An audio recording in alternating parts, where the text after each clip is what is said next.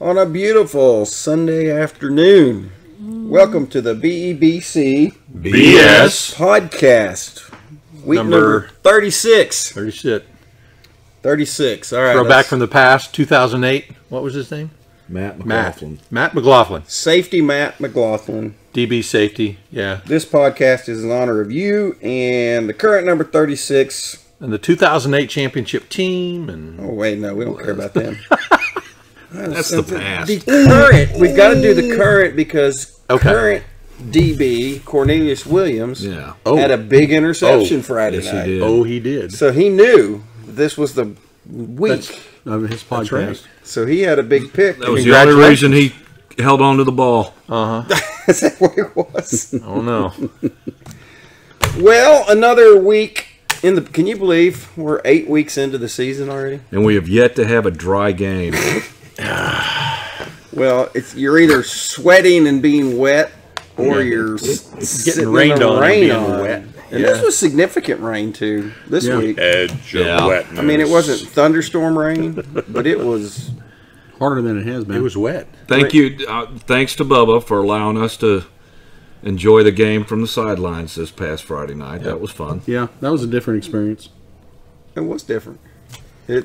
You learn a lot when you go down there. You hear a little bit more of the sounds, the cracking of the helmets. And You learn how much they don't want you down there. Yeah, that too. Exactly. Especially us. It's like everybody we ran into. Everyone- What are you doing here? How the heck nice did little y'all comment. get down here? Yeah. Nice little comment saying, "Yeah, enjoy it while you're here." Yeah, enjoy your last 2 minutes and 14 seconds because it ain't never going to happen again. It's like, really? Wow. And we were actually good. Yeah, We were good. We moved And where we were supposed to We'll move. get and back down there. we again. behaved. We behaved. It was fun. It is a different experience. We got to see some amazing plays, We touchdowns. we in didn't the have end to zone. sit in the rain. Yeah, We got to stand in it. Stand in it. yeah. But only for half. I mean, looking at the bright side, right? I don't know when it stopped. I don't even It remember. was sometime in Sometime in the third quarter. third quarter. Yeah, early third quarter. So that makes what? 5 of the 7 games have been in the rain. Yep. And we just checked the weather as of Sunday, and now there's what, a 20% chance? 20% chance of rain this coming Friday. We'll see. That's a week away. Yeah, So things will happen between. It'll now be and- 80 it'll by be the time yeah. we That's get what I said. there. It'll be 70 or 80 by the time it comes around. You know, and That hurricane will stall out there on the coast. Right. for me personally, You though, okay? Do yeah, we need excuse me, Heimlich? I had a burp and it got stuck. And then What? Belgian waffles. You're burping. We don't know what he's doing. I'm gurgling. I got some percolating going on down there. What bothers me more than the game being wet is tailgating. It just Yeah. it just It ruins shuts because you can't. You kind of got to stay under your Yeah, tent if you can't want to enjoy stay it. dry. Well, and Around. obviously the fair weather fans don't come to the game either. Oh jeez. That was pathetic. What did Nolan and I talked to Jeff McCullough Yep. on the sidelines, and he goes, "Yeah, we sold like 7 tickets." 7 tickets for that game Friday. And I was like, "Geez." Wow. And Nolan goes, "Well, that's 5 more than there was when I was up there." So yeah, it was not good. And I get it; people are tired of the rain, but this is Allen, and the expectation is those stands are full. And I know this. I know people were buying tickets left and right. Though there were a lot out for sale, and I think most of them got bought. But I don't know if people just didn't show up or what. But the stands were pretty empty. And There were some diehards up there. We Hey. saw a few of our diehard friends. That, do it, Steve, yeah, Steve. do it. Oh, was he there? I didn't see him. Yeah, he was. I don't. I don't. Well, he came by he tailgate came by the before. tailgate. Yeah, Oh, that's right. Y'all were making fun of good him. to see you, Steve. His nose. Don't let him pick on you like that, Steve. You can just punch him in theirs next time. We would never pick your nose. Ugh, gross. So another Allen victory. Pretty solid Yeah, overall game. Yeah, there's not. I can say there's not too much to discuss, but there's actually stuff within the game I guess we can discuss. I mean, it probably went the way most people thought it was going to go. Started slow. I was impressed with the size of Jesuit's players. Their line. I didn't think that they would be that big, and they were. They had some pretty big boys on the line. They did, and I give them an A for effort. Mhm. And They played hard, man. They, no reason to hang your head because, did everything out there they could do, and they gave us, heck, it was 0-0 at the end of first quarter. So yeah, and of course we scored like the first play of the second quarter, but it was still there was. You never know, and you never know what the game plan is and what Allen tries to do and what the weather prohibits. I think I said in the parking lot, talking to Mr. Green, I said, I'd be surprised if they throw 10 times all night, and they ended up throwing 14, so it wasn't far off. Right. And, sitting there listening to their student section, you brought back memories of the basketball game.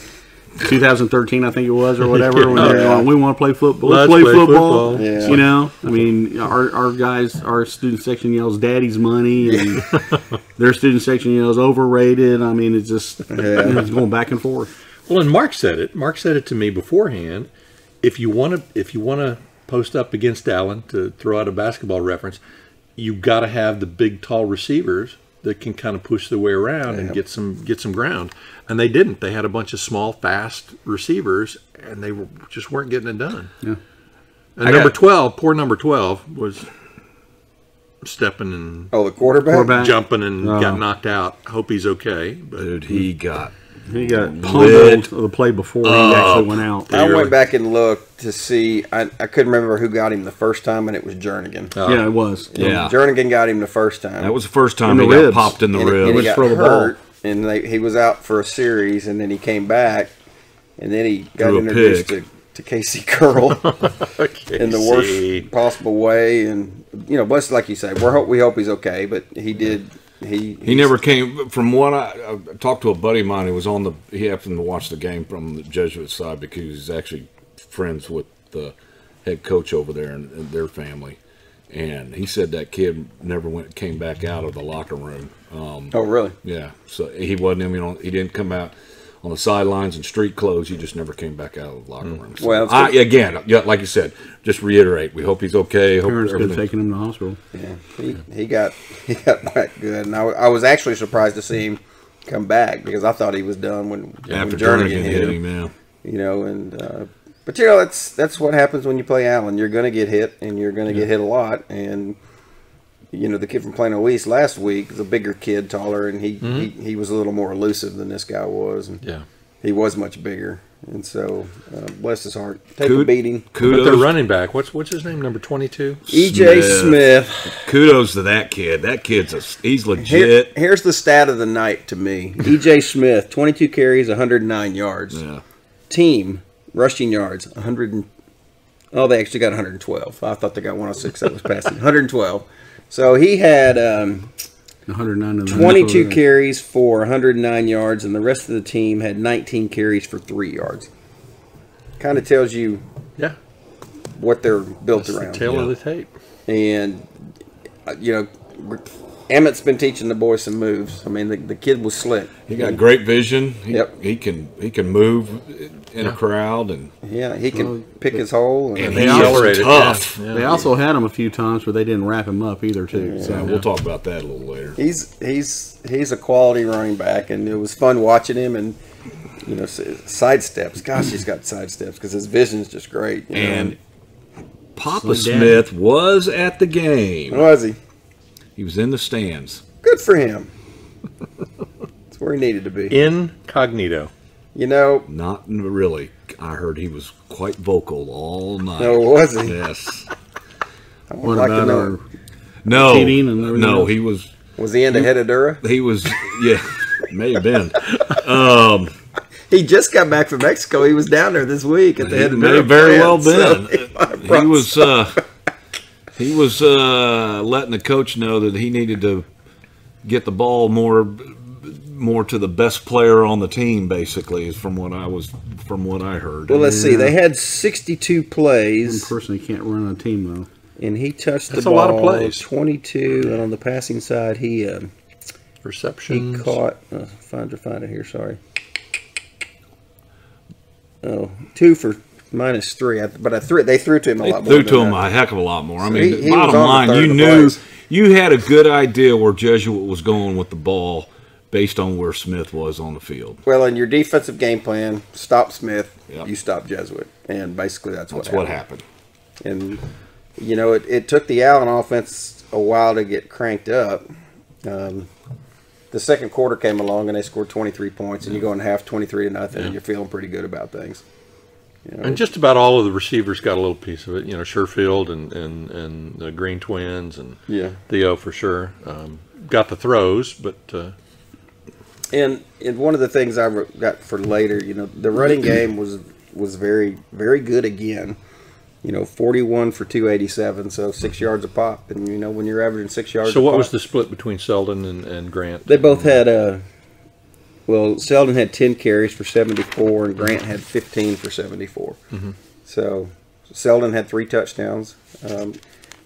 And we'll talk more about him. I got later in our little, I've got him written down. I'm impressed with him coming back from 2 knee injuries.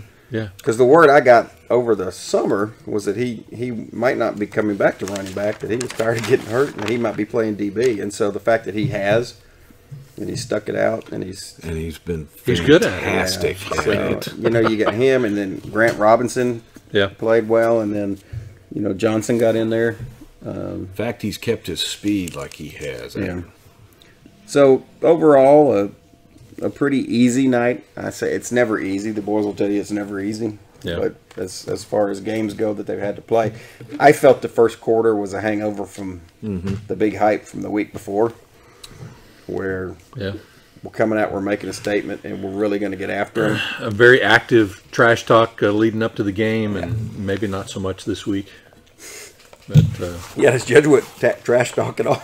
Their student section might, but I don't know that anybody will after. Probably not. We're probably too busy, you know, with calculus and I haven't heard any of our future opponents fans going, "We want Ellen." Yeah, I think it's going to be pretty quiet from here on out. I think Plano East made a mistake, and we'll talk about that when we get into talking about the district. But you know, their hangover, they certainly had one. Because sometimes you can spend all your money before the end of the trip. Yeah. So the thing, there's a couple things we want to talk about as it relates to the game within the game. And we actually had 2 people that I know of came up to us after the game and said, "Will you please talk about penalties?" And I said, "Sure, we'll talk about them." I said, "I'm not sure what we can say. I mean, this is 2 weeks in a row. Over 100, just over right at 100 yards. Yeah. Last week was double digits. I think it was 10. This week it was 9. Yep. Okay, and you say, okay, 100 yards.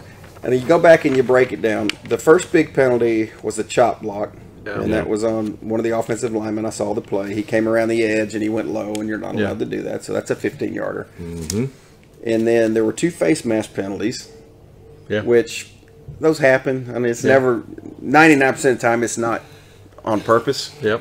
Yeah, I don't fault. Yeah, I don't fault on the face mask. Unless you get really in there and figure out whether it was flagrant or not. Yeah. I don't think these were. I think they kind of grabbed, if I remember the one I saw, he kind of grabbed it and he let go, but it was too late. He grabbed it and the flag there was a chop block that happened right in front of us on the On sideline. them. Didn't get called. I know, on them. Yeah. There was a big disparity. I mean, they had 3 penalties. Is that what it was? 3. Yeah, 3 for 40. Yeah. One of them was a pass interference, which was the guy crawled up Theo's back because Theo had a touchdown. And dude, I almost had to pull the flag out of that ref's pocket to throw it, and he finally grabbed it. And then the other one, when Sherfield was coming straight at the sidelines down in the corner, and they called him there. Yeah, I saw you jump out of the way on that when he rolled towards you. That's a pretty good move, wasn't it? That was pretty good. Yeah. Pretty good for the old man getting out of the way. And I thought about it before it happened. I said, okay, I'm lined up. I bet they're going to come straight at me. Be ready to run. Be ready to run. Yeah, I watched the. And you see it on camera, and you're like, wait. Yeah. Wait. Stick in there as long as I can. Jump. Time to roll. It sure feels at your feet. But the thing people are really upset about are the personal fouls. And the controllable stuff. The really controllable stuff. I didn't see, I missed one of them, but the one that I did see was, and I'm going to give the kid a pass on this one because he was engaged. And it was Donovan, and he was engaged, and he pushed his guy to the right, and then he started going back to the left, and the pile was there. And he tripped and kind of and the whistle blew, he fell, and they fell over the pile. And it wasn't like it was 3 or 4 or 5 seconds after the whistle blew. Right. It was almost instantaneous. It was almost like he was falling as the whistle was blown. Yeah, and they went over the pile, and the ref's standing right there, and he throws the flag. Now, I know the week before, at least 2 of the 3 personal fouls were anger management issues. Yeah. And I think there is a little bit of that. And, I don't know what the coaches do. It was East. We need to give them a pass on that one, too. That was worth it. That might have been worth it. Yeah, if they score 74, they can do whatever they want. But there seems to be a little bit of that. Need to back it down just a little bit. Now, I mean, kudos to them that they're working till the whistle blows, and then sometimes just after the whistle blows and don't get caught. But sometimes, as we all talked about, it's a little blatant, beyond the whistle, and that's where when the flag comes out. It could be a game changer sometimes. It could be, but if you get hit and you get knocked down, or you get tackled and you get pissed off about it, you don't shove back. And I've seen a couple of those where you shove back and you got caught. Yep. And doesn't matter whether the other person was right or wrong. You shouldn't have done it. I mean, that's right. And I know. Hey, it's a game of emotion. I mean, that's very clear. It's like being on the sideline and being down there. It's very clear. Well, and it's a night and day thing because you want them to be aggressive. You want them to just go all out. Right. But then they've got to absolutely turn it off in a split second. Boom. You just got to turn it off, and that's hard for young men. It's hard for adults too. Anybody, sometimes. Especially when somebody says something really stupid. Sometimes you just got to respond. I mean, we got the NFL on in the background here, and there's probably, I don't know how many personal foul penalties there's going to be today, but it happens at that level too. It's very emotional, and when you're one-on-one with somebody and you're trying to get the best of them. Well, I don't know what they do today, but in the past, if offensive linemen, whatever, you had to run stands on Saturday morning. They have the Saturday morning run through practice, whatever, depending on how they do the night before, weightlifting, and sometimes you'll see number 72 on the offensive line running stands, and sometimes you'll see number 75 running stands, but they know it's coming. Yeah. Well, and it's hard too. Like one of the penalties from the week before was for pulling a tackler off the pile. Yeah. And I can't fault them for trying to protect your quarterback. The story, protecting your quarterback, and you just hope that it doesn't get to a point, especially later as we get into the playoffs, that something like that will hurt you. So far, this team's been able to overcome for the most part because obviously the level of teams that they're playing, they can overcome that. You just don't want it to be an issue in a tight game. Yeah, it'll be one of those things the deciding factor that'll extend a set of downs, right? And time will run out on us. Well, and the other thing too, and I don't care. I don't know if they care about their reputation. You don't want Allen does not need to be known as a quote unquote dirty team, right? Because we have those in the Trinity. We can name several of them, and boy, they call us everything else. By the way, well, you might as well. But it's all right. Bring it. You don't want that. You want to play clean and fair, and but we've talked about it now, and I don't know what they're going to do about it, if anything. But there is a rash of penalties. My biggest issue is the number of penalties. Yeah. When you got 10 last week, 9 this week, there's a lot of things that needs to be gonna do one or two and make them count. Make them make them really count. Well, and maybe it's not as damaging as, say, a turnover, but it's a drive killer. Oh, yeah. It's something that you got to overcome. It's bad enough when you've got refs that are making bad calls or non-calls, but then when you're doing things to hurt yourself or your team, when it's always the case. It's hard enough for the high school game to get refs in and for Tasso to kind of recruit, because you've got to have that pipeline,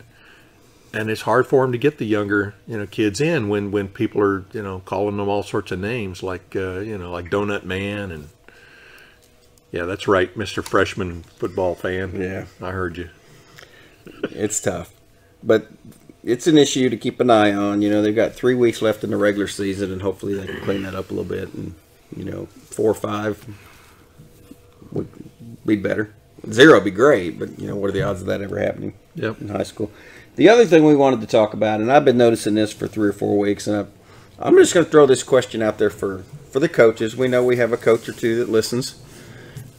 What is the definition, or how do y'all teach tackling? And I want this to come across to something like this. This is not a Allen is a bad tackling team because they're not. In fact, or you guys aren't doing your job. I mean, it's tough getting teenagers to do what you tell them to do. That is true. Anybody that's ever been a parent knows that. Yes. Well, teenagers, adults, whatever. If they're your kids, they never listen to you. But I've noticed in the past couple of weeks, and I noticed at least 3, if not 4 instances in this particular game, that how we were taught to tackle isn't what the kids are doing. Now, everybody wants the big hit, but you can have a big hit and still wrap up. Yep. Because it's all about, I'm just going to bump you down. Yeah, I'm going to run into you so hard that you're going to fall down. And it guess happened. What? But when KJ Willie meets EJ Smith on 4th and 3, 2 or 3, and he gets 4 or 5, and he meets him 4 yards in the backfield and says, "Okay, I'm going to knock you down." And he bumps him, and EJ Smith just hops to the right. Thank you for the bump. It pushed me outside, and I got a first down. And there were several other occasions where people just try to knock somebody down as opposed to wrapping them up, and I don't get it because I know that can't be the way they're being taught. No, saw too much of that Friday night, and you're just like, that'll come back to haunt you in a heartbeat. Yeah, Again, against a good team. You were playing a team you could overcome that with. And you got to remember that kid on the other side might just be stronger than you are. You may be the one that's getting knocked down. But the wrap up tackle, especially, and I'll say this is a lot. This has to do more with defensive backs than anybody else. I think the defensive line and the linebackers, they're for the most part are gonna. Now there was a great hit. Number 47, and I'm not going to say his name because I'll butcher it. But it was a highlight type of hit. Yeah, it was a highlight hit, but it was I'm going to knock you down. Now, it'd have been better if you'd have ran into him like you were and wrapped him up and landed on him. That would have made it even better because you won't get penalized because he's not a quarterback. So, and you weren't trying to sack him. So that would have been even better. Yeah. And everybody gets all excited and this, that, and the other, but that's not the way you're supposed to tackle. Mm-hmm. So it's something to keep an eye on. And again, everybody wants the highlight reel, but it's going to cost you at some point. Yeah. So, I mean, people try to do it to the Allen kids, and you can't do it. No. Try to bump Theo out. No. Good luck with that. Yeah, no kidding. Yeah. I mean, DeSoto found that out against Marcus in 2012. They were trying to bump into him. Wow. And he would just back up a half a yard and keep going. What a bowling ball he was. Yeah. Unbelievable. What a beast.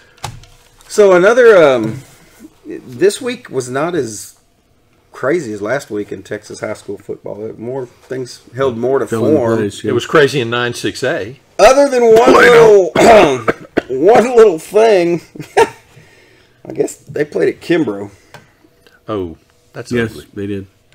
So Kimbrough was the site of the annual rivalry between one Plano East and Plano Friday night. East. There's a good friend of ours on the board would always say, Plano suck 1, Plano sucks 2. So the annual battle of that, and you're thinking, okay, East is going to take out all their frustration. They're going to bounce back, yeah. Plano's not that strong a team this year. East has got all his talent. They got robbed against Allen, whatever. So we look at halftime rolls are rolling. I pull out my phone. I'm like, guys, right before halftime, I was like, it's 20-0 Plano. Yeah, I wouldn't have guessed that at all. Everybody's like, what? I'm like, well, so was it Cumbie? I mean, what? So what did you see? That's I didn't. We didn't see anything. We weren't there. you look at the stats. I mean, that's kind of what I'm getting. Cumbie did have a good. He had a 50-yard run. So some big plays. 9-yard run, a 1-yard run. 15 for 153. Period. Plano manhandled them. Yeah. And it was. If you're getting 10 yards per carry, that's pretty doggone good. 27-0 before East even scored. He scored all their points in the fourth quarter. Yeah. So Plano had, 250. Well, here's a telling stat. And that was against probably Plano's second, third team. East only had 34 yards rushing. That's what I was fixing to say. 15 for 34. Yeah. Wow. And that running back is a good running back then. Yeah. What's his name? Scott? Yeah. Trey Scott Jones. Mm-hmm. 8 for 33. Yeah, but look at the passing yard discrepancy there. Yeah, which makes the sense. Ball. Yeah. East threw the ball, but they had 3 picks, which, that'll hurt you every time. It's a killer. So they're down 27-0 going into the fourth quarter and end up losing 41-19. You know, and I'm not going to say it was an Allen hangover, but it was something didn't go right. I'm going to say they're nowhere near as good as everyone thought they were. And that could be something we need to think about going forward. I mean, they're winning. The record of all the teams that they won against so far is what? It's ridiculous. It's like still way under 500. It's probably way 6 under or 7 500. games under 500. Which the same can be said for Allen, except I think there's just a big enough talent difference that you know. So Plano this week plays Jesuit. Yes. And East plays McKinney. in McKinney. Yep. And then next week, Plano plays Boyd at Boyd. I tell you what, I think McKinney could beat Plano East. East plays West the following week. Yeah, that's one of the things I've got on the list there to talk about is the district standings right now. I wrote them all down, and I wrote who everybody has left. Yeah, because we're week 8. We're getting close to nailing down the playoff Plano spots. has Prosper the last game of the year. Allen's 4-0. Yeah. Prosper's 3-1. So I think you could probably Prosper still has to play Allen. Pencil them in, but you as can number probably 2. still. Sure. And then East is 2-2. Plano's 2-2 with a victory over East. McKinney is 2-2. They've won 2 straight. Good for them. Boyd is 2-2. And Jesuit at 1-3 is still in the running. Plano West is probably still mathematically in, but they got the 3 big beasts left in Plano or Prosper, East, and Allen. So odds are, given they haven't won a game yet, so that really makes that makes the Jesuit Plano game coming up next week really important because all of them with but with Plano beating East, and now if Jesuit can beat Plano, we go to a coin flip. we might end up with another one of those coin flips at the end. Who knows? I look at it point and go, differentials. The Prosper Plano game, the last game of the season, that's going to be big. Will be huge. And as long as Plano wins, Friday night. It probably is a Friday night. And we play on Thursday. That'd be a good one to go watch. Yeah, it would. That's as long as Plano wins, you got to hope that they can kind of pull it out and win against. Jesuit. And the rivalry game between McKinney and Boyd is the last game of the year too. That's a good one. Which could be another one. That could be. We'll go down to last week. We'll definitely have to see. We've got some options to do for Friday. Well, and like you say, this week's game between McKinney and East is huge too. Right. That'll tell us whether East is going to recover or if they're going to die on the table. Yeah, because East has West and Jesuit after that. So they really need to win this one. Where's that game at? I do not know. Which one? East and McKinney. On last. East and Jesuit. That's the last game of the year. I don't know. It's at Kimbrough.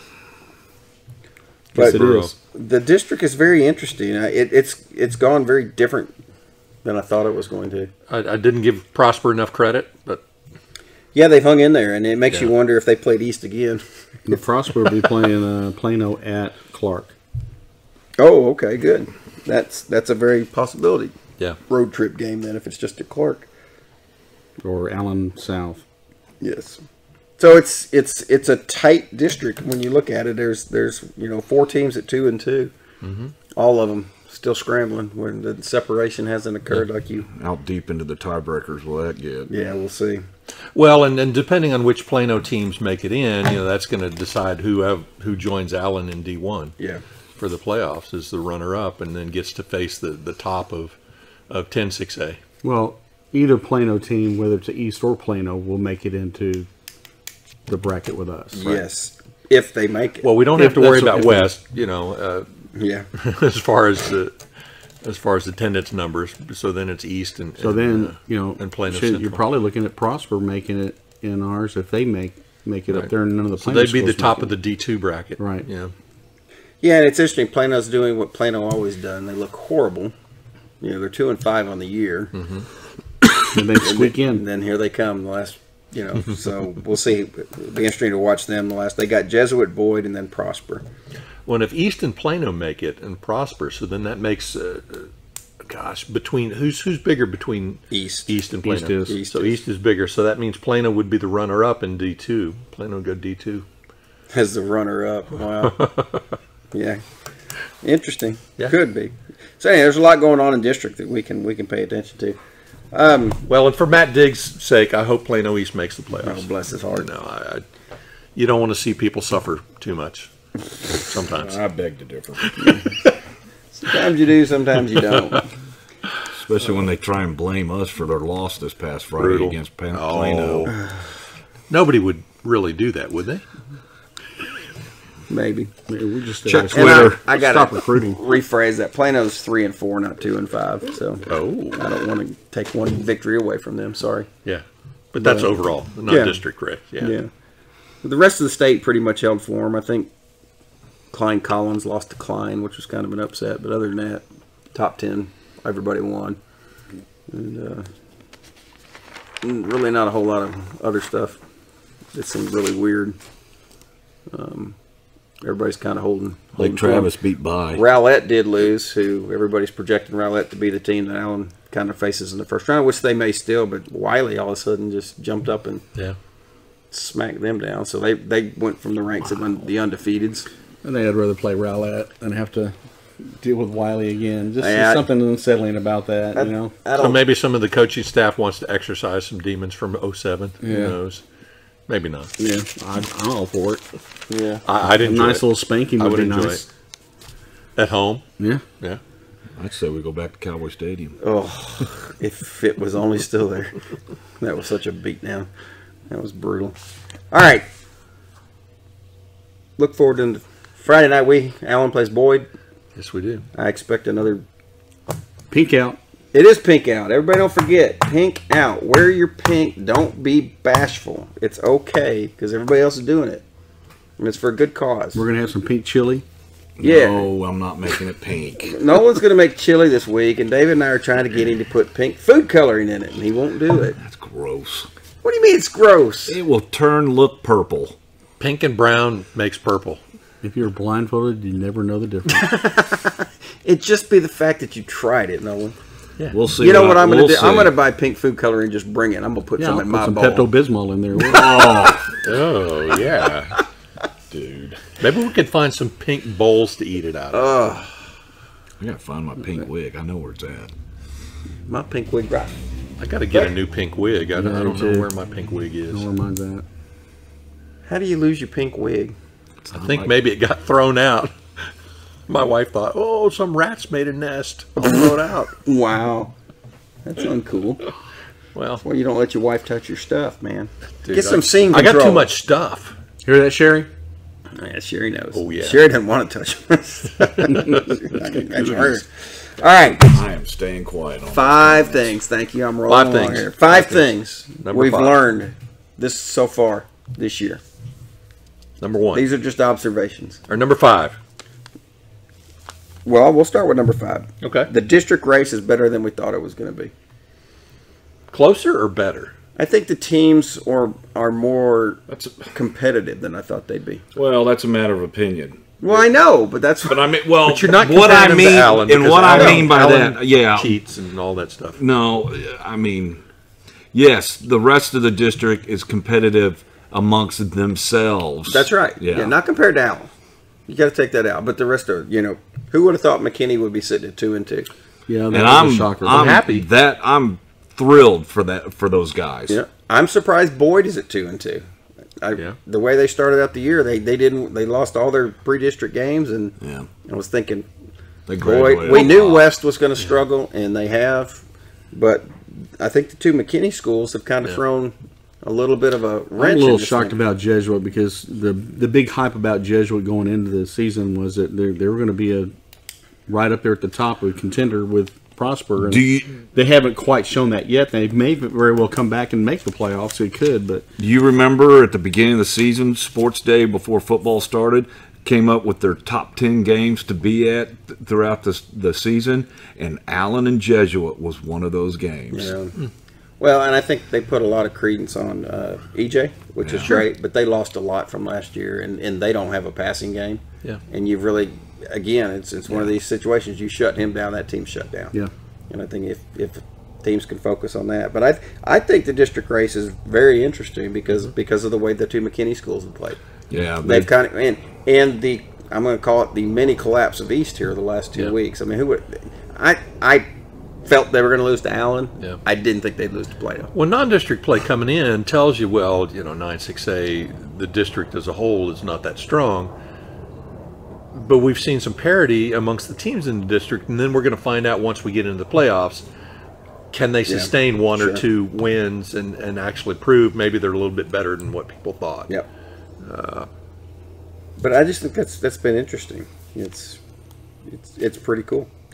Number 4, we're going backwards, not that there's any. And this is specifically related. The Green Twins are going to be monsters. Are monsters. Yeah. Thank you. I've watched them a lot the last couple weeks, just to when they have their opportunities, they really don't miss them, and they're very elusive. They're very good route runners. Mm-hmm. They've got great hands. They're strong. What was it the other night? There was who was it? It was Blaine. Yeah. That went up, or was it Bryson? I don't remember. One of They're them. almost went up, and another one turned me. Well, there was a snatch out of the air, and it just they've got great hands. And after the catch, they really know how to run with the ball. Yes. And they're just sophomores. Yeah. And the two of those guys, coming up with it's going to be fun to watch them. Was it before the game or after the game? We were talking to this lady, her name Teresa, and she was commenting how the two boys are kind of different. One is very methodical and very controlled, and then the other one is more rough and a little bit more kind of wild and out of control. And you think the one that's wild and out of control would have the better stats, but the one that's in control ends up having the better stats, better pass catching ratio, so far, all that stuff. Yeah, but you just it's never nice know. to see. But I'm excited to watch those two as they progress. Yeah, and great kids. I mean, they come by and say hi all the time. They're awesome, but they're going to be. They're going to be monsters. Fun to watch the next 2 years. Yeah, and Brian has done a really good job of instilling discipline and hard work ethic on those kids, and it shows. Yep. It really shows. Number 3, and we touched on this briefly, and I wanted to get into it more. Selden Manning is one tough runner. He is. And I know for the past couple of years, he was hurt most of last year, but when he was playing JV and freshman ball, it was all about his speed. The Manning family is very fast, as we know. Colton was very fast the past couple of years, but Selden was all about speed too. But I know this year, just watching him run, he hadn't lost any. He hadn't lost any speed, and he'll run you over. He's not afraid of the contact, which is great given a couple knee injuries back-to-back years. He is tough. He runs right up the gut, and he moves well in there, and he's. I'm just very impressed with him. Yeah. For a kid that's coming back off 2 injuries and is willing to stick his nose in there and goes right after it. So he's a lot tougher than my expectations for him were. I thought he was going to be more of a finesse runner and use his speed, but he's not afraid to mix it up. No, in he's there. not. Yeah. But he's still got some of the finesse, even after the knee injuries. I think he pulls some of the defensive backs on the team too, because when he's running at you, it doesn't look like he can put anything behind it. It's those black shoes, man. They make everybody look slower. Yeah, they do. And then they stand there and they just get plowed. Yeah.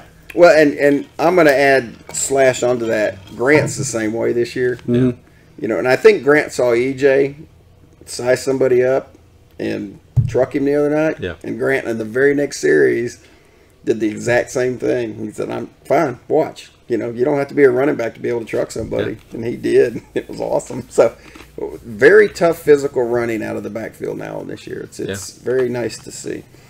So good for that. Number 2, you can't go east-west against this Allen defense. Mm-mm. No. Everybody has tried it, and nobody has succeeded. Yeah. And Jesuit pulled an Allen their very first play. They did. Bubble screen. Oops. Yeah, unlike any other year, I mean, the speed to the outside on our defense is just incredible. And it doesn't matter if it's a pass, it doesn't matter if it's a sweep or run, whatever. You cannot do it. And you could not do it and be successful for long periods of time. Right. Which begs the question or topic that we probably need to bring up after district's over and before the playoffs. Compare this defense to defenses of the past. 13. Yeah. I don't know. 13 was. I don't know that anybody will beat that. That'll give us time to think about it. They were awesome. Yes, but because what we can do is we can pull numbers. Is well too. But I think this year's it's got a different defense feel, but has got better stats than 13. I'll say this: 13. This defense side to side has been the best I've ever seen. Save your comments. Well, that's a very good idea. Yeah. And I think the one thing we'll find is 13 had more stars. Yes. Oh, no doubt. But this defense here it was loaded. Good. Yeah. So that's good. But you can't go east-west on this. And East was the only team that's been able to go north-south, right, and extend the field and throw deep. And they had some success doing that. Nobody else has been able to. And even then, it was real skinny line between success and interceptions. Yeah, it worked for a little bit, but it did work for the whole game. You got to be really good at it. A few inches short of knocking the ball down. Yeah, but don't go east. And you know what? I was shocked the other night. And again, we're 7 weeks into the season, so all these coaches have game film. Yeah. Okay. They keep trying. And I guess maybe because they feel they can and nobody else could, but I can. Well, good luck with that. Yeah. Says it ain't going to happen. This team, the linebackers are so fast, and the D line, penetrates and hustles, and it's really cool to see because every week it ain't going to happen. Last thing I had on the list, number one. This is just a personal opinion. I can disagree or you can agree. It's going to take somebody playing a perfect game to beat this team. I agree. And I'm not just talking district. I'm talking the rest of the way. Agreed. Yeah. I mean, we find ways, even when it looks like we're struggling, it's not struggling. I mean, they just continue to put it on. This team can start rolling, on a dime, basically. And it starts, to me, on the defensive side of the ball. Yep. Where they set a tone. And I agree. East scored a bunch of points, a lot of those late, and a couple of them on very long pass plays. But the percentages of doing that consistently against this team, you can't do. Yeah, you won't be able to sustain it. I was going to say that's where those penalties in a close game are going to come down to haunt us. The penalties in a close game, and another thing. Now I don't know if you were going to talk about this, so. Tell me if you were, but one of the things that Jesuit did really well, that kicker on the onside kick. Yeah. Oh, wow. He had such an amazing ball to squibble and hit the ground. So you can't, if you pop it up in the air, the other team can always fair catch it, and then you got to let them have the chance to catch it. Right. But if it hits the ground first, it's free game after 10 yards. And that ball was going all over the place. I mean, I don't know if you guys had a better view of it than I did. 30 yards down the field. It was a CNI ball. Jesuit really was never close to getting that once it got to the last. Well, the second one, the first one. Well, the first one he should have fair caught it. And if you go back and look at the film from live, what's his name, Live Limitless or whatever, he's got a perfect angle. Yep. The kid doesn't fair catch.Ody Gamble standing over on the sideline when the kid started walking off, going like this, fair catch. And so it's a matter of just. Yeah. But again, how many of those front line guys are used to fair catching the ball? The ball's never coming to them. Right. In the air. Yeah. So it was a good move on their part to do that. What they have to lose to get the momentum going the other way. Because if you get in a tight game, you may need to do that. 10, 11 points down at that point. I think they were 11 points down when they tried that onside kick. That. Mm-hmm. It was interesting to see, but I really do think it's going to take somebody to play perfect, because one thing Allen doesn't do is they don't turn the ball over a lot. No. Very good ball control. Ball handling, ball security. I guess. Yeah, ball security. That's what I'm looking for. And the defense plays lights out, and the offense, it may sputter here and there, but they finally get it going. They get 40 points a night, so it's going to take somebody playing really, really well. Yeah, I'm looking forward to a no rain, dry condition game. I just want to get a full see what we can do. Tailgate in. Yeah, that too. I'm donating $1. I'm donating the first $1 to the Allen High School roof project. Yeah, we tried to talking to McCullough about that. Yeah, let's put a dome on the stadium. Yeah. So we're going to start a GoFundMe page. There you go. Boy, we'd get some participants on that, wouldn't we? No. How much do you think it would cost? How many millions of dollars What it cost? You could put a bubble up. I've watched I've seen the football games in the Syracuse, the Orange Dome, or Carrier Stadium. Yeah, Carrier Dome. Yeah. It would cost too much. That'd never It ain't happening, but it was a fun thing to bust. Last thing we want to talk about. If you go out to eat in Allen and you're looking for a balding eagle, there's one of two places you'll probably find. Yep. At some point. Allen Cafe, obviously. And then La Finca. And I know a lot of people in town are big La Finca fans. In fact, our tailgate was catered by La Finca Friday. Yes, it was. It was very good. And that was awesome, as it always is. And Oscar and Ashley are good friends of ours, and we've talked about for months now having a balding eagle night where we help them out, which we probably still will do.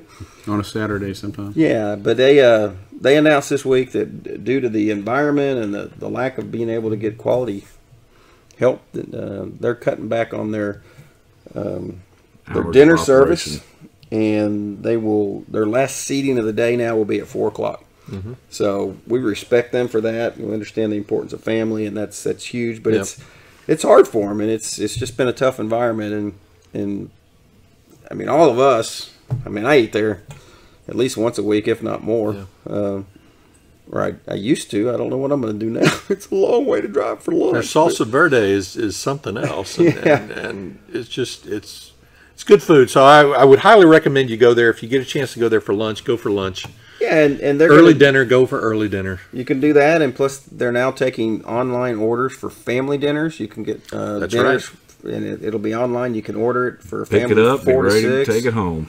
and pick it up between 4 and 6:30, and you can take it home and eat it and enjoy it. And we encourage you to continue to do that and support them. And What an easy meal. That's a great choice. yeah, I like what he's doing in that perspective. But if you're looking for great fajitas or enchiladas or Catered events. get the Get in touch carnita with chili relleno. Ooh. Don't just get it filled with cheese. Having stuffed carnitas in it, boy. You talk about good stuff. Yeah, with all the parties coming up for the holidays, Yeah. order to take out, and cater your parties with. Yep, do it. La Finca Chiquita. Support your local business. Support Oscar. Yeah, Support La downtown. Finca.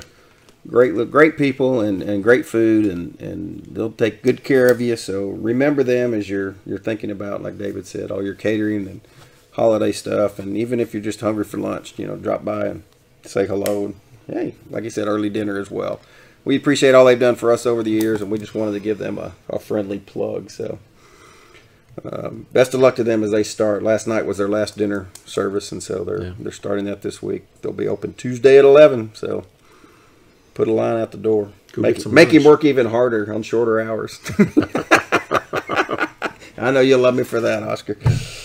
All right, next week, Boyd, 7 o'clock. Let's hope for dry conditions. Be there. The tent's still over there drying out. Allen Eagle Stadium. The other night.